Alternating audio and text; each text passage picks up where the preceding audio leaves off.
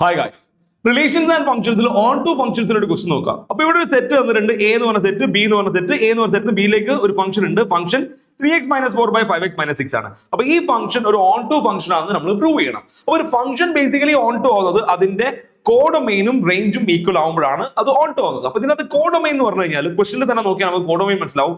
Function from A to B ആണെങ്കിൽ B ആണ് codomain. അപ്പൊ കോഡൊമെയിൻ എന്ന് പറയുന്നത് r-3/5 ആണ്. r-set 3/5 ആണ്. അപ്പൊ റേഞ്ചും r-3/5 ആണെങ്കിൽ ഈ ഫംഗ്ഷൻ ഔട്ട് ആവും. അപ്പൊ റേഞ്ച് കണ്ടുപിടിക്കാനുള്ള ഒരു ഷോർട്ട് കട്ട് നമ്മൾ നോക്കി നോക്കുക. ഈ ടൈപ്പ് ഫംഗ്ഷന്റെ ഏത് ടൈപ്പ് ഫംഗ്ഷൻസിന്റെ ഒരു റാഷണൽ ആയിട്ട്, അതായത് ഒരു ന്യൂമറേറ്ററിൽ ഒരു ലീനിയർ പോളിനോമിയൽ വരികയാണ്, ഡിനോമിനേറ്ററിലും ഒരു ലീനിയർ പോളിനോമിയൽ വരികയാണ്, ax + b divided by cx + d type. അതിന്റെ റേഞ്ച് കണ്ടുപിടിക്കാൻ വേണ്ടിയിട്ട്. അപ്പൊ റേഞ്ച് കണ്ടുപിടിക്കാൻ വേണ്ടി ഇത്രയേ ഉള്ളൂ.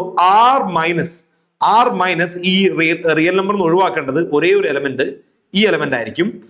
നോക്ക്, 3/5. ഓക്കെ, അതായത് ഇവിടെ എക്സിന്റെ കോഫിഷ്യൻസ്, ന്യൂമറേറ്ററിലും ഡിനോമിനേറ്ററിലുള്ള എക്സിന്റെ കോഫിഷ്യൻസ് തമ്മിൽ അങ്ങോട്ട് ഡിവൈഡ് ചെയ്യുക. 3/5.